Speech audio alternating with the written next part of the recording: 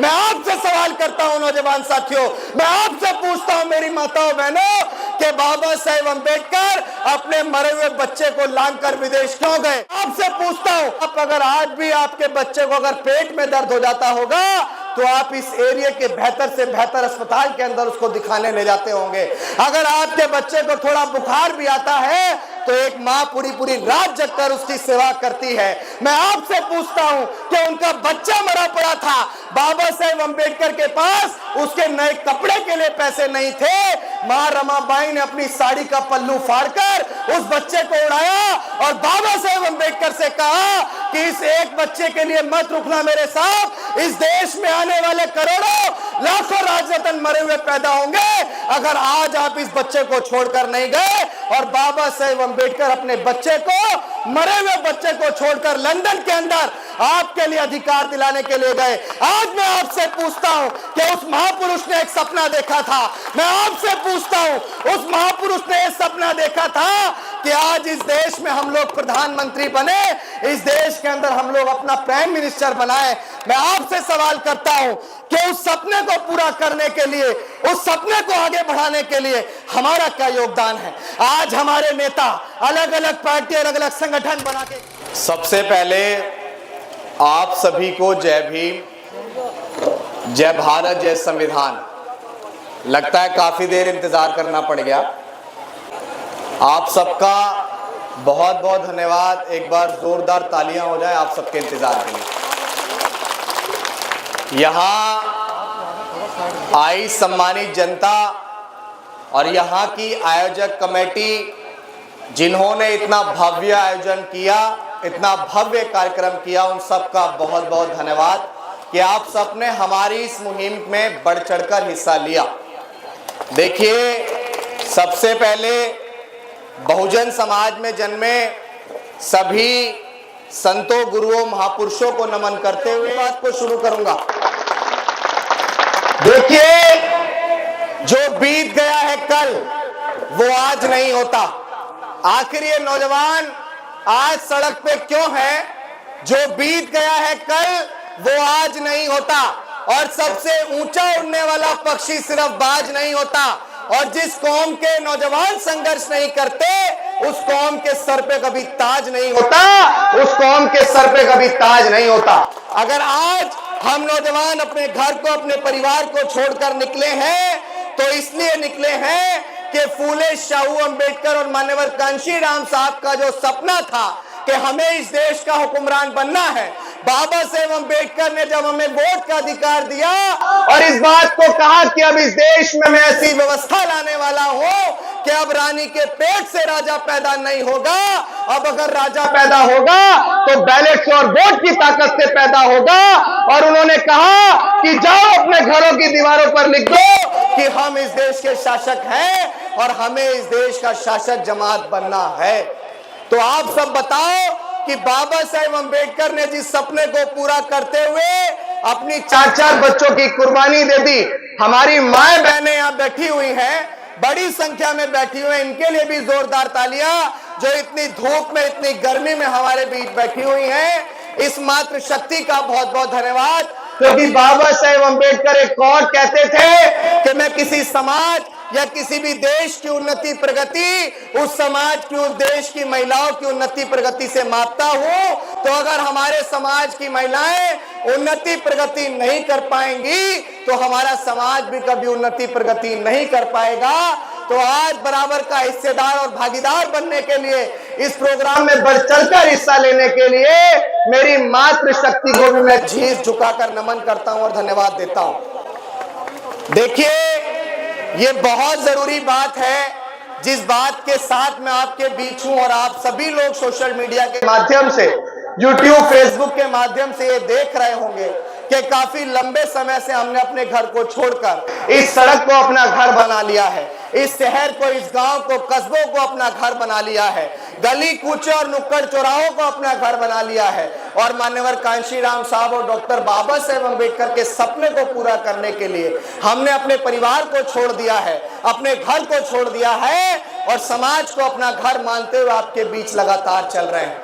मेरी माओ बहनों से मैं पूछना चाहता हूं कि मां रमाबाई डॉक्टर बाबा साहेब अम्बेडकर की पत्नी, बड़े ध्यान से आप मेरी बात सुनना, कि डॉक्टर बाबा साहेब अम्बेडकर की पत्नी मां रमाबाई जब बाबा साहेब अम्बेडकर इस शोषित वंचित समाज के लिए संघर्ष कर रहे थे, जब इस शोषित वंचित समाज को अधिकार देने के लिए संघर्ष कर रहे थे, जब इस देश में वो व्यवस्था चलती थी कि अगर पति मर जाता था तो पति को उसके साथ सती हो जाना पड़ता था, जब इस देश में वो व्यवस्था चलती थी, जब इस देश में कोई तबका सुबह शाम घर से बाहर नहीं निकल सकता था, जब इस देश का कोई तबका शिक्षा हासिल नहीं कर सकता था, जब इस देश का कोई तबका जिस तालाब में पशु पानी पी सकते हैं उसमें पानी नहीं पी सकता था, जब इस देश में एक तबका गले में हांडी और पीछे झाड़ू लटका कर चलता था, उस समय डॉक्टर बाबा साहेब अम्बेडकर जिस परिवर्तन के लिए लड़ाई लड़ रहे थे, उनकी पत्नी मां रमाबाई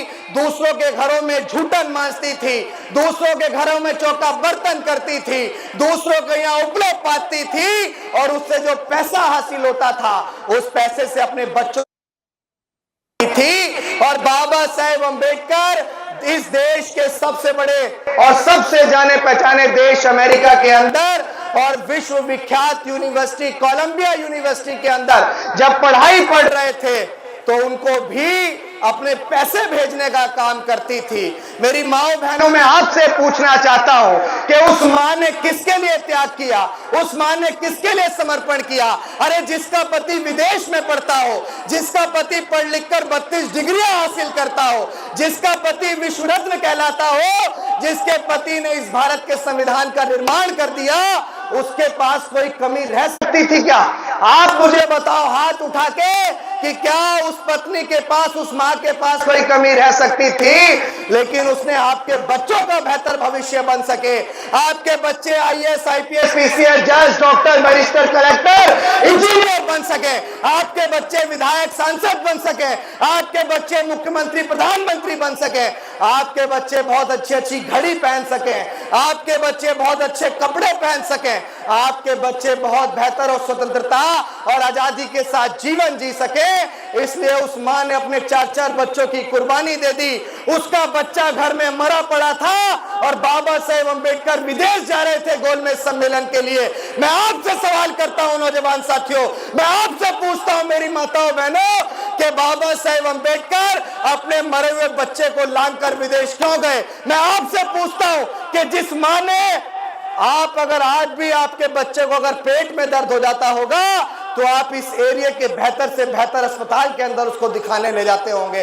अगर आपके बच्चे को थोड़ा बुखार भी आता है तो एक माँ पूरी रात जगकर उसकी सेवा करती है। मैं आपसे पूछता हूं कि उनका बच्चा मरा पड़ा था, बाबा साहेब अम्बेडकर के पास उसके नए कपड़े के लिए पैसे नहीं थे, मां रमाबाई ने अपनी साड़ी का पल्लू फाड़कर उस बच्चे को उड़ाया और बाबा साहेब अम्बेडकर से कहा कि इस एक बच्चे के लिए मत रुकना मेरे साथ, इस देश में आने वाले करोड़ों लाखों राजरत्न मरे हुए पैदा होंगे अगर आज आप इस बच्चे को छोड़कर नहीं गए। और बाबा साहेब अम्बेडकर अपने बच्चे को, मरे हुए बच्चे को छोड़कर लंदन के अंदर आपके लिए अधिकार दिलाने के लिए गए। आज मैं आपसे पूछता हूं कि उस महापुरुष ने एक सपना देखा था, मैं आपसे पूछता हूं उस महापुरुष ने एक सपना देखा था कि आज इस देश में हम लोग प्रधानमंत्री बने, इस देश के अंदर हम लोग अपना प्राइम मिनिस्टर बनाए।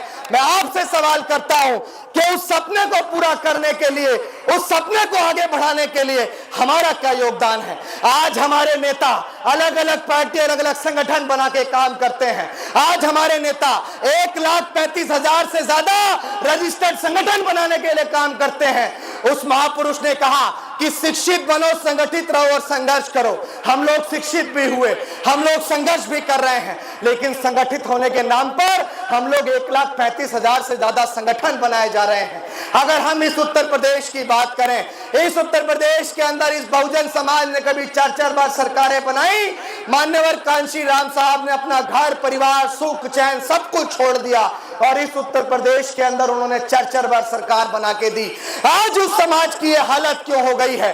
आज उस समाज की वो हालत क्यों हो गई है कि आज इस उत्तर प्रदेश के अंदर जब कभी ये कहा जाता था कि कोई अनाड़ी भी खड़ा हो जाएगा तो बहुजन समाज पार्टी की सीट से जीतकर लखनऊ की विधानसभा के अंदर पहुंच जाएगा।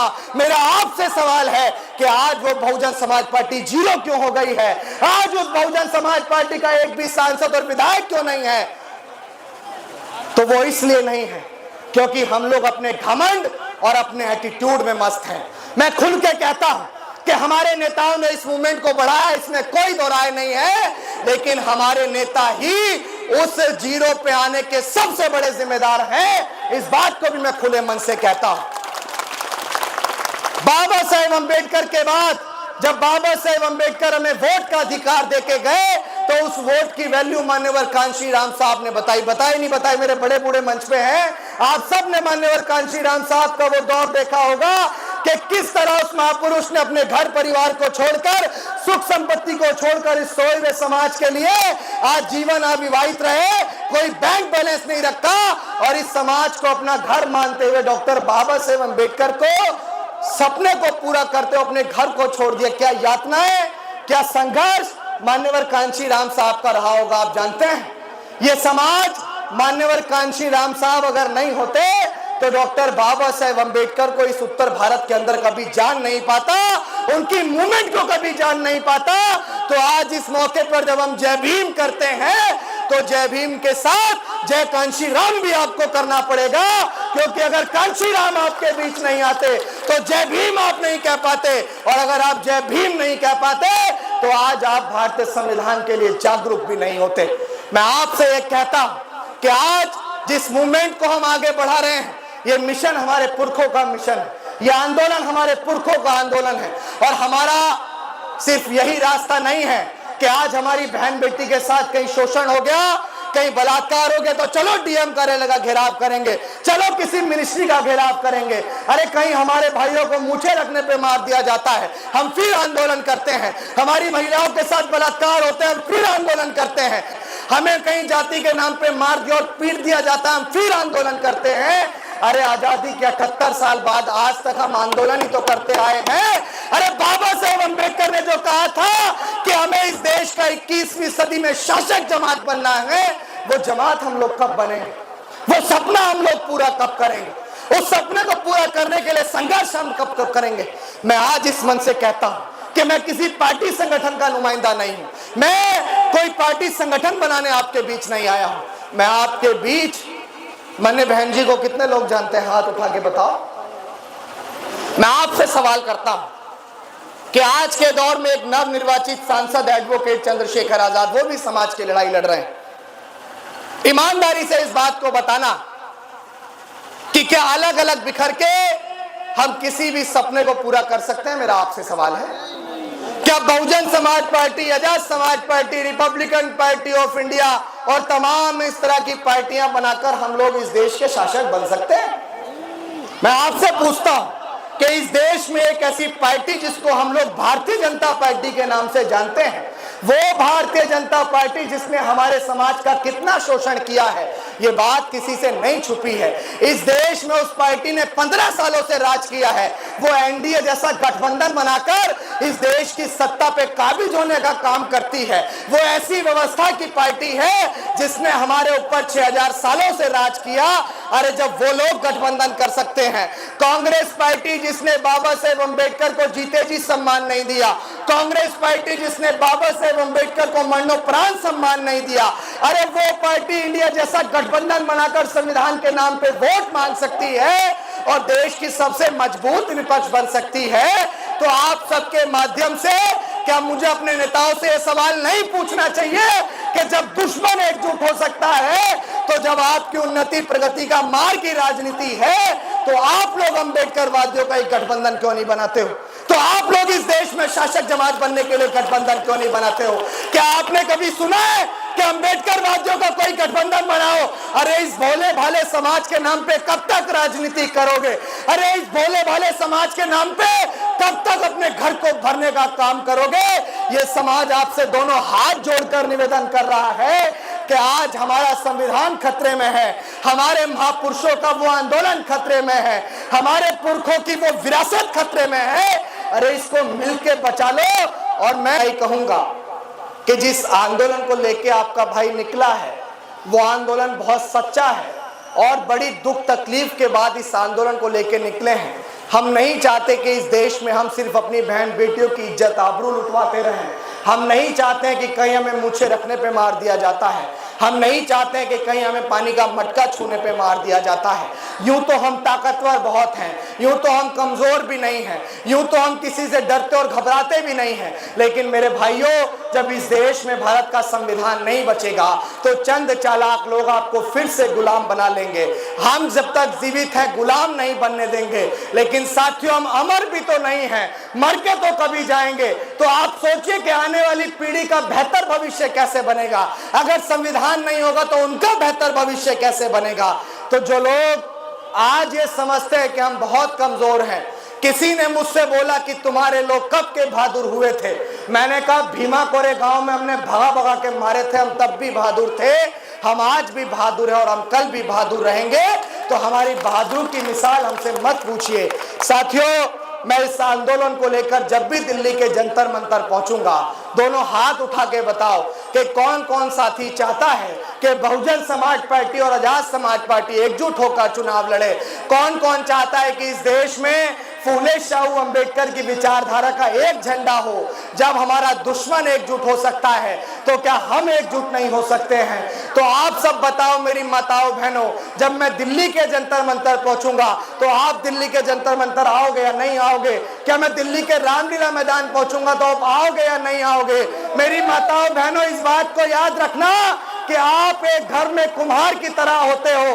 अगर आप अपने परिवार को चाहो तो मिट्टी का घड़ा भी बना सकते हो। अगर आप अपने परिवार को चाहो तो उसको बहुत बड़ा जग भी बना सकते हो। क्योंकि बाबा साहेब अम्बेडकर ने कहा है कि अगर एक पुरुष शिक्षित होता है तो महज अकेला पुरुष शिक्षित होता है, लेकिन अगर एक बेटी शिक्षित होती है, एक महिला शिक्षित होती है, तो उसके साथ साथ उसका परिवार और उसका पूरा समाज शिक्षित होता है। इसके लिए जीता जागता उदाहरण है आयरन लेडी माननीय बहन कुमारी मायावती जी। जब वो उत्तर प्रदेश की मुख्यमंत्री बनी तो इस समाज के अंदर जो आपको आंखें घूर कर देखते थे, उस समाज के बड़े बड़े अधिकारी भी माननीय बहन जी के जूते साफ करने का काम करते थे।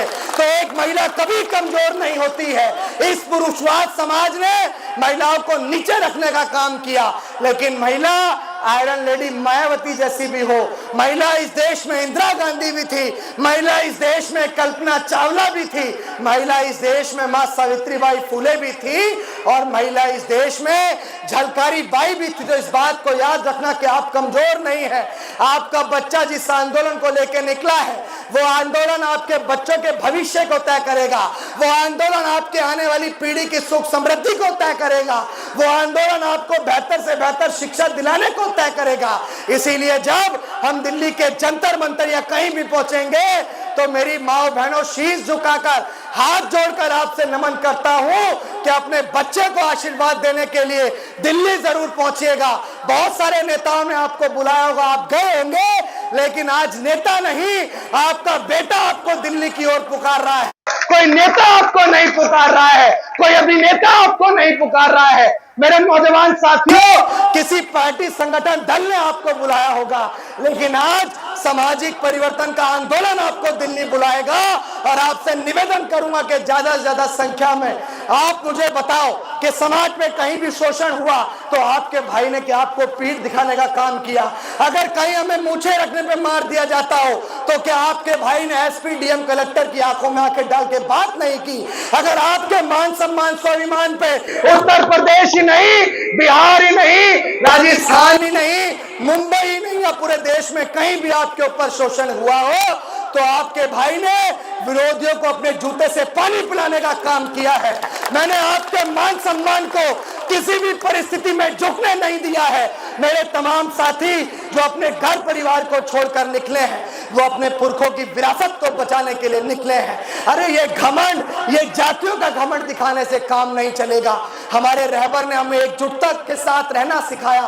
साथियों, 12 अक्टूबर को नागपुर के अंदर जिस धर्म को बाबा साहेब अम्बेडकर ने 14 अक्टूबर 1956 को अपनाया था और एक ऐसे धर्म को ठोकर मारने की काम किया था जो धर्म किसी को जन्म से नीच और किसी को जन्म से ऊंच मानता हो, उस धर्म को ठोकर मारने का काम किया था।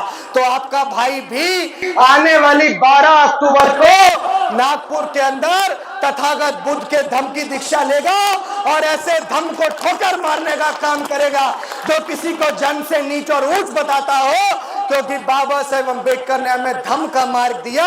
और उसके बाद मैं अपने नेताओं से भी सवाल करूंगा कि आपने अभी तक, जब आप जय भीम की बात करते हो, नमो बुद्धाय भी बोलते हो, तो आप तथागत बुद्ध के धम्म को कब अपनाओगे?